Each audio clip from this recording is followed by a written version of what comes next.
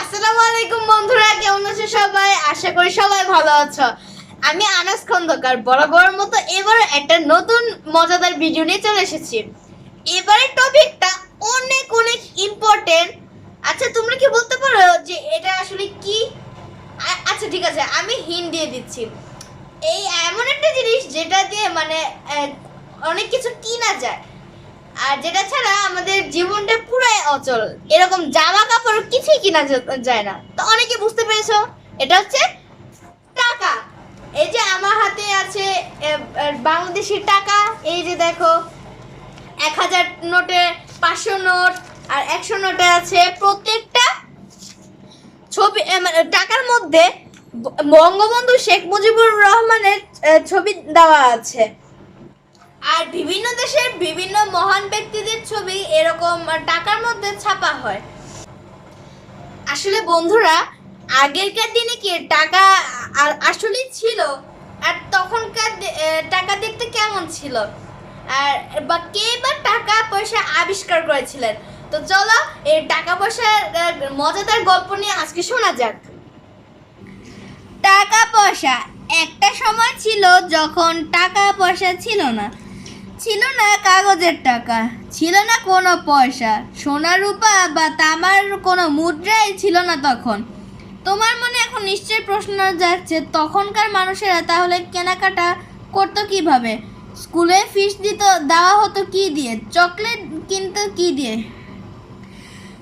প্রাচীন যুগে বিভিন্ন পণ্য দিয়ে কেনা বেচা করা হতো। পণ্য দিয়ে পণ্য কেনা হতো, পণ্য দিয়ে পণ্য বেচা হতো। যার কাছে বেশি চাল থাকতো সে চাল দিয়ে ডাল কিনতো, যার কাছে বেশি থাকতো সে ডাল দিয়ে চাল কিনতো। এভাবে চলতো তখনকার কেনা বেচা। ধীরে ধীরে মুদ্রা আবিষ্কার হয়। মুসলিম পর্যটক ইবনে বতুতা লিখেছেন, তখনকার সময় মালদ্বীপ ও আফ্রিকার দেশ মালিতে মুদ্রা ছিল ঝিনুক। যার কাছে যত বেশি ঝিনুক ছিল সে তত বেশি ধনী। এখন আমরা যেমন টাকা দিয়ে সব কিছু কিনি, তখন বেচা কেনা হতো ঝিনুক দিয়ে।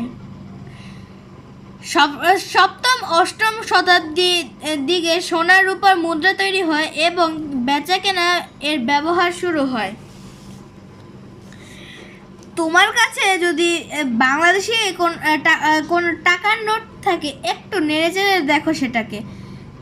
10 টাকা, 50 টাকা কিংবা 100 বা 500 টাকা, প্রায় সব টাকার নোটই বাঙালি জাতির পিতা বঙ্গবন্ধু শেখ মুজিবুর রহমানের ছবি আছে, তাই না? বিভিন্ন দেশের রাজা বাদশাহ কিংবা মহান মানুষের ছবি ছাড়া কোনো দেশের টাকার কথা এখন আর কল্পনাও করা যায় না।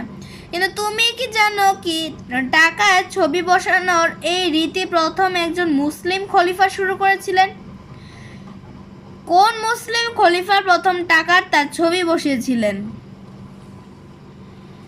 বাইজেন্টাইন সম্রাটের নতুন মুদ্রা প্রচলনের সমুচিত জবাব দিতে উমাইয়া খলিফা আব্দুল মালিক সর্বপ্রথম নিজের ছবি আঁকা মুদ্রার প্রচলন ঘটান। এরপর 697 সালে তিনি সর্বপ্রথম ইসলামিক মুদ্রা চালু করেন, যাতে কারো কোনো ছবি ছিল না। তো বন্ধুরা, এই ছিল টাকা পয়সার গল্প। আর যদি তোমাদের কাছে এরকম মজার মজার গল্প শুনতে ভালো লাগে, তাহলে অবশ্যই প্লিজ আমার ভিডিওতে অবশ্যই একটা লাইক এবং কমেন্ট শেয়ার করতে ভুলবে না।